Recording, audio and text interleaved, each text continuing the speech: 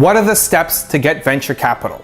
It's a question that came in from a YouTube viewer, IR Borner Anger 89 or Borner Anger 89. I don't know, hard name. Anyway, wrote in, I want to get venture capital. How does it work? What I mean to ask is, what are the steps from finding one to closing a deal? So I used to be in the VC business. Here it is. This is how you do it. This is the process that you have to go through, and hopefully you get some advice here that can help you actually go and land a deal. Okay? Most businesses never make it. They'll get rejected by VCs mostly without even a response. So here's the process. It usually starts with connecting with a VC. Okay? Now VCs typically have targeted funds. Okay? They look at specific industries and they create a fund around it.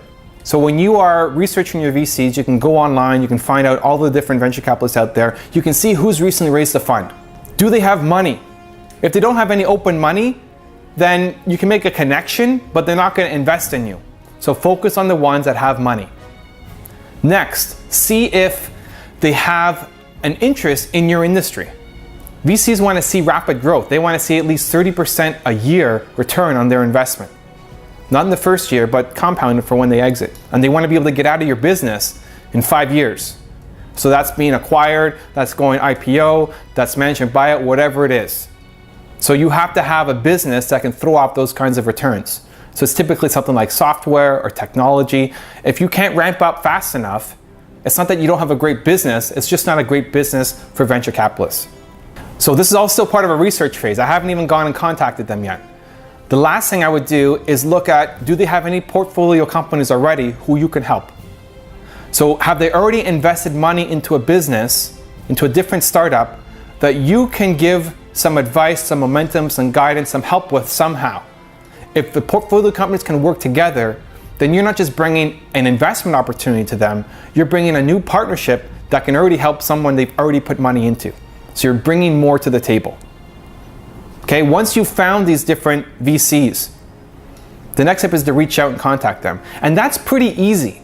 They all have an email or a phone number that you can dial into. You can send them a message. You can find out who the VC is. You can see who's accepting the business plans and send it off to them. The most important thing the VC is going to look at, and this was me, I was on the screening side of things. I was seeing all the deals that were coming in, and you had to get through me before you got to talk to the people who are going to raise the money. You have to have an executive summary that makes sense. Think about 2 pages. It defines everything in your business plan. That has to make sense. It has to be written in plain English. What we had, an industry term we used was the grandmother test. It has to pass the grandmother test. Your executive summary has to be something that you could show your grandmother or somebody who knows nothing about your business, and they could read it and understand it. So it has to be in plain English. Has to not be filled with jargon, and it has to just make plain common sense. And a lot of companies, when they write their executive summary, even their whole business plan, it's so technical, it's so filled with jargon that when they read it, it makes sense because that's the world you live in. But remember, VCs, they're generalists. They're not specialists on a specific product like you are. So you have to make it make sense for them. If they can't understand it, they're gone. So show other people your executive summary and your business plan, make sure it makes sense. That's the first thing I'll look at. Okay, if your executive summary is not a winner, it's gone. Delete, trash can, it's gone. Maybe not even a response. If they like it, they're gonna dig deeper. The next thing they're gonna look at is your team. They're gonna see, has this guy done it before? Is there any startup experience at all here? The term in the VC world is this the horse for the course? And so you wanna build as much momentum as you can here. If you've never had experience building a startup, try to get people on your board. Try to create a board of advisors, not a board of directors, which has more legal implications, but an advisory team. Get people who can lend their name to the project even if they're not actively involved in the business. Show that you're not just a one-man show or a couple-man show. Get people who've had some experience on your advisory board. An advisory board is a loose term. It's just really getting somebody who will lend their name to the project and say, hey, I believe in these guys and I'm going to help them out. The next thing I'll look at is your financials. First, do you have any revenue? If you have revenue, you're already separated from 99% of the people who apply. Most people just come with an idea. If you can have something that has some revenue, you're way ahead of everybody else. And they're not expecting you to be huge. That's why you're coming to them. That's why you need money. The easiest money to raise, though, is expansion capital. You figured out how something works and there's a demand for it, and now you're ready to blow it up, and you need money to help do it. So get some revenue, get some momentum as much as you can. I know it's hard at the start, and it's not going to be glamorous to say, hey, I have $10,000 in sales, but that's $10,000 more than most people. So you're already ahead of the game, and the more money you have coming in, the better it is. They're not expecting you to have it all figured out, but show some momentum. And then they're going to look at your projections. Can you throw off enough of a return that they can make money? Do you have enough growth potential in your business? If it's a great, profitable company idea, but it's not going to grow at least 30% a year return for the investor, then they're not going to be interested.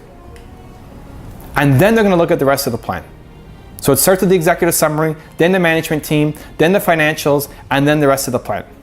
Very detailed. Hopefully this is helping you. The next thing is, if they like you, they're going to call you in for a meeting. You're going to come in for a meeting. They're going to just scope you out. You've written a great thing on paper, and now they want to see who the person is who's presenting this idea. And they're going to challenge you on your business plan, and they're going to challenge you on your financials.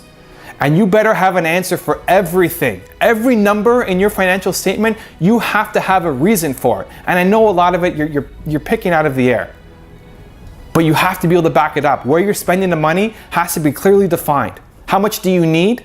And where's it going to? And why do you need to spend this much money on this initiative?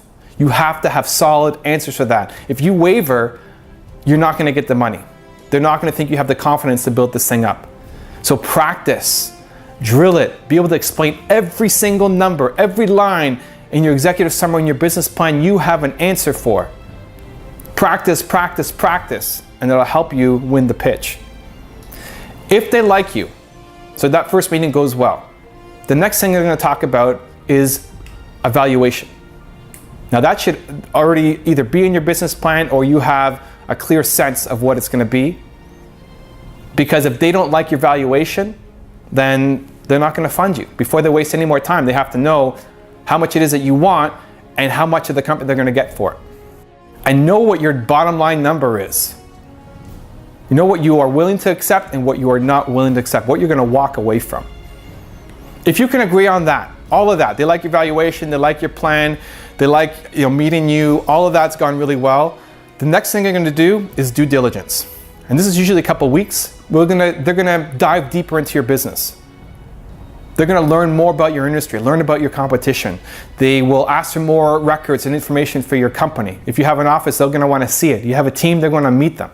They're going to dive as deep as they can to get to know your business. If all that goes well, then they're going to think about what are the holes that you need to make this thing really take off. So for example, you might not be the best CEO for this business. If you have some software company, maybe your best place is going to be leading the tech team, but not actually growing it as the CEO. That might be the advice that comes back, and that might be a deal breaker. Are you willing to step out of your role as CEO for somebody who's actually built up a software company before and take it to the next level? They're going to come up with a list of suggestions to help you grow your business. This is how they see it growing. They're going to give you X amount of dollars and they'd like to see these changes made. Some will be now and some will be in the future, but this is their direction. You have to be on the same page. You have to believe in that same vision with them. If everything is good, if you agree, they're going to give you a term sheet.